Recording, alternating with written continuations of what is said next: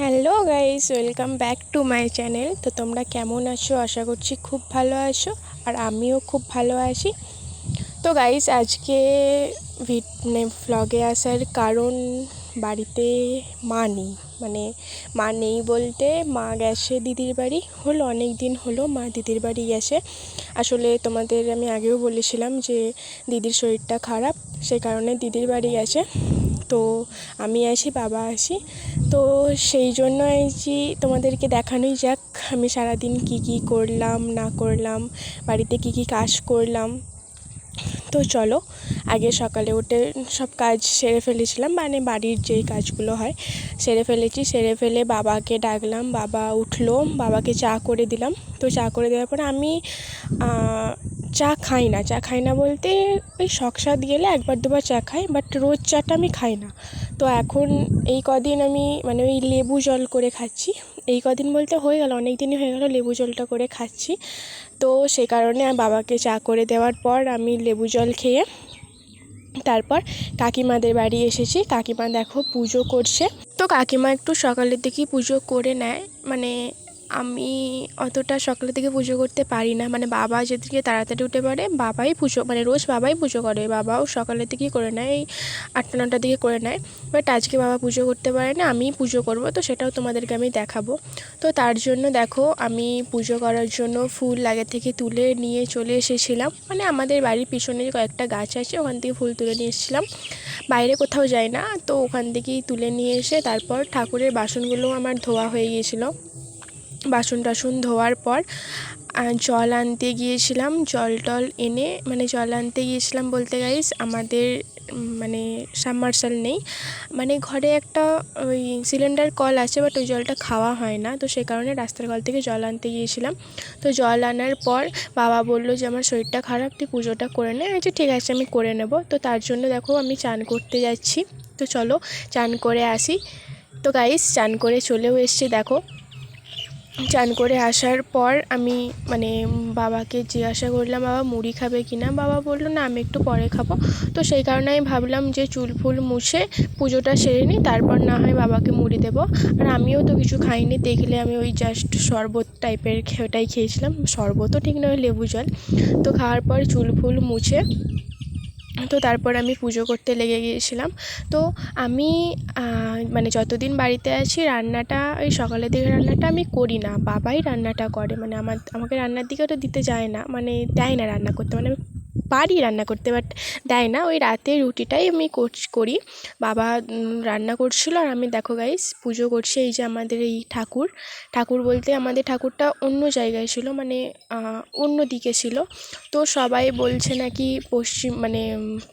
পশ্চিম দিকে না, পূর্ব দিকে ঠাকুরের মুখ করতে নেই। তো সে কারণে ওখান থেকে এনে আমরা দক্ষিণ দিকে মুখ করে রেখেছিলাম ঠাকুরটার। তো তারপর গাইস পুজো টুজো করার পর খাওয়া দাওয়া হয়ে গিয়েছিলো। তো খাওয়া দাওয়াটা তোমাদের দেখালাম না। কেন দেখালাম না কি বলো তো গাইস, আমার না বাবার সামনে ভিডিও বানাতে একটু ভয় লাগে। আমার বাবা একটু রাগী টাইপের। তো সেই কারণে বাবার সামনে অতটা ভিডিও করি না, বাবার সামনে ফোনটাও অতটা ঘাঁটি না, ভালো মেয়ের মতো থাকি। তো তারপর ঘুম থেকে ওঠার পরে যে দেখো গাইস, বাইরেটা বসে আছি, একাই বসেছিলাম। মিঠি পড়তে গিয়েছিল, ভাই মানিক ও মাঠে গিয়েছিল। আর কাকিমাদের তিল বুনেছিল, তো তিল শুকুর দিচ্ছিল কাকিমা। তো দেখো আমি এই যে বসে বসে রাস্তার লোক দেখছি, আর একাই বসেছিলাম। তো তারপর সন্ধে হওয়ার পর বাবাকে চা বানিয়ে দিলাম। চা বানিয়ে দেওয়ার পর আমি আটা মাখতে বসে পড়েছিলাম। আটা মাখতে বলে কটা রুটি, বাবার 4টে আমার 2, 6টা, তাড়াতাড়ি একটা তাওয়াতেই হয়ে যাবে। তো তারপর আমি এই যে দেখো লেচি করে নিচ্ছি একটা একটা করে, বাবার 4টে আমার 2টো। লেচি করে নেওয়ার পর তারপর আমি বেলতেও শুরু করে দিয়েছিলাম। তো গাইস, তোমরা একটু কমেন্ট করে জানাবে যে আমার রুটিটা গোল হয়েছে কিনা, ঠিক আছে? হ্যাঁ, আমি জানি আমার রুটি আমি যতবারই বেলি আমার গোলই হয়, কোনো ম্যাপ হয়ে যায় না, বা পরোটাও হয়ে যায় না। রুটি করলে রুটি গোলই হয়। তো দেখো আমার রুটিটা গোল হয়েছে কিনা। তো তারপর রুটি ফুটি বেলার পর সবকটা রুটি মোটামুটি বেলা হয়ে যাওয়ার পর আমি সেঁকতে শুরু করে দিয়েছিলাম। তো গাইস, একটা জিনিস লক্ষ্য করবে, তোমরা দেখো তাহলে বুঝতে পারবে। তার আগে তোমাদের একটা কথা বলি গাইস, তোমরা ভিডিও অনেক দিনই পাওনি জানি, আমি ভিডিও বানাতে পারিনি, তোমাদের মানে পোস্টও করতে পারিনি, তোমরা দেখতেও পাওনি, কারণ আমার শরীরটা একটু খারাপ ছিল, সে কারণে আমি ভিডিও বানাতে পারিনি। আর একটা কথা গাইস, ভিডিও দেখছো ঠিক আছে চলো, বাট লাইক কমেন্ট আর সাবস্ক্রাইব এগুলো করতে ভুলো না, ঠিক আছে? কারণ অনেক কষ্ট করে তোমাদের মানে তোমাদের জন্যই তো ভিডিও বানাই। তো সেখানে তোমরা যদি কোনো রকম লাইক কমেন্ট না করো বা সাবস্ক্রাইব না করো, সেখানে তো একটু মন খারাপই হয়, তাই না? তো যাই হোক, তোমরা একটুখানি সাবস্ক্রাইব করে দিও, লাইক করে দিও, কতক্ষণের ব্যাপার, একটু করে দিও প্লিজ।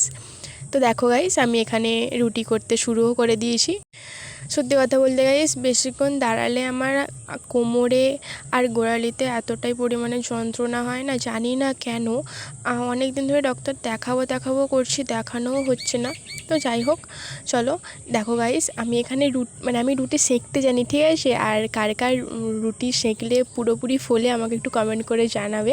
তো আমি সেঁকি, বাট দু হাতে করি, মানে এক হাত সবাই দেখেছি তা মানে যেটা দিয়ে সেঁকে, নাম ভুলে যাচ্ছি, যাই হোক যেটা দিয়ে সেঁকে ওইটাকে উল্টে দেয়।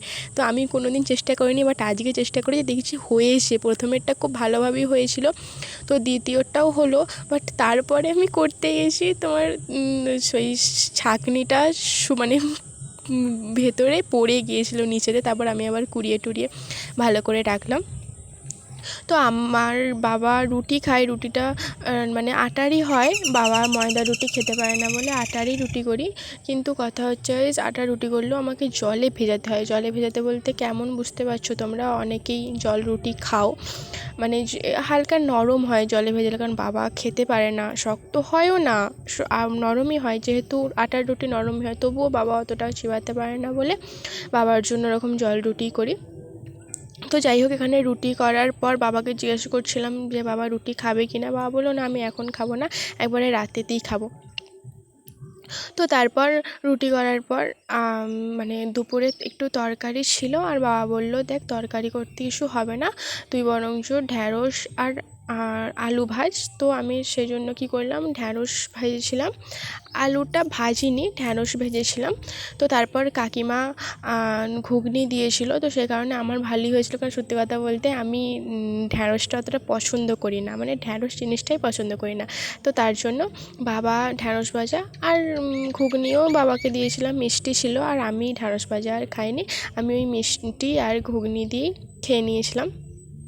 তো তারপর দেখো আমি এখানে ঢ্যাঁড়সটা ভেজে নিচ্ছি, আর একটা আমি মানে কম তেল দিয়ে রান্না করতে পারি না, তো তার জন্য বাবা আমাকে কত বকে যে বেশি তেল দিয়ে রান্না করলে পেট খারাপ করবে, এই করবে, হ্যান করবে, ত্যান করবে। মানে আমার বাবাই একটা রাঁধুনি, বাবা যখন রান্না করে বাবাও কত তেল দিয়ে রান্না করবে, কিন্তু আমরা রান্না করলে আমাদের তখন মানে বেশি তেল দিয়ে রান্না করলে আমাদের বকবে।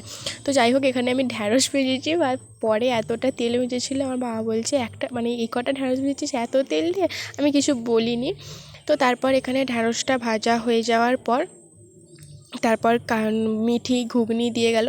তো ঘুগনিটা আমি টেস্ট করে দেখছিলাম কেমন হয়েছে, মানে রান্না টান্না হয়ে গিয়েছিলো, মানে সব পুরোপুরি কমপ্লিট হয়ে যাওয়ার পর আমি এখানে ঘুগনিটা দেখলাম কেমন খেতে হয়েছে। তো কাকিমা খুব সুন্দরই রান্না করে, তো যদি খুব সুন্দর রান্না করে সেখানে ঘুগনিটাও তো খুব সুন্দরই হবে, তাই না? তো আমি সন্ধ্যের দিকটা সেরকম কিছু খাই না, আগে খেতাম, এই মা কদিন নেই তো তার জন্য সন্ধ্যেবেলাটাও কিছু খাওয়া হচ্ছে না, আর মানে জলখাবার বেলাটাও টিফিনটাও কিছু খাওয়াচ্ছি না, মানে সোজা সেই ভাত আর সেই রাতে হচ্ছে রুটি, আর শখ সাদ গেলে কিছু বানিয়ে তখন খাচ্ছি। তো তারপর গাইস রাতে রুটি ফুটি করা হয়ে যাওয়ার পর কাকিমাদের কাছে বসে, মানে কাকিমা আমরা বাইরেটার সন্ধ্যেবেলার দিকটা বসে থাকি, বসে বসে গল্প করি, কাকিমা, আমি, মিঠি, মানিক ফ্রি ফায়ার খেলে, আর আমরা বসে বসে গল্প করি। তো দেখো গাইস, আমার এখানে সব কিছু কমপ্লিট হয়ে গেছে, দেখো আমি কত ঘেমে গেছি, আর গরমটাও প্রচুর রেখেছে গাইস। তো রুটি ফুটি করা হয়ে যাওয়ার পর তারপরে তোমাদেরকে আমি আর দেখাইনি, বললাম না বাবার সামনে ভিডিও করতে ভয় লাগে, তো সেই কারণে খাবার দাবারটা দেখাইনি। তো রাত হয়ে গেছে, সে কারণে আমি শুতেও চলে এসেছি। তো দেখো আমি এখানে মানে চুলটা বিনুনি করে নিয়েছিলাম, মশারিও টাঙিয়ে দিয়েছিলাম, বাবার ঘরেও মশারি টাঙিয়ে দিয়ে চলে এসেছি। তো গাইস আজকের ভিডিওটা এইটুকুই। আর একটা কথা আবারও বলি, ভালো লাগলে তোমরা অবশ্যই লাইক, কমেন্ট, শেয়ার আর সাবস্ক্রাইব অবশ্যই করবে।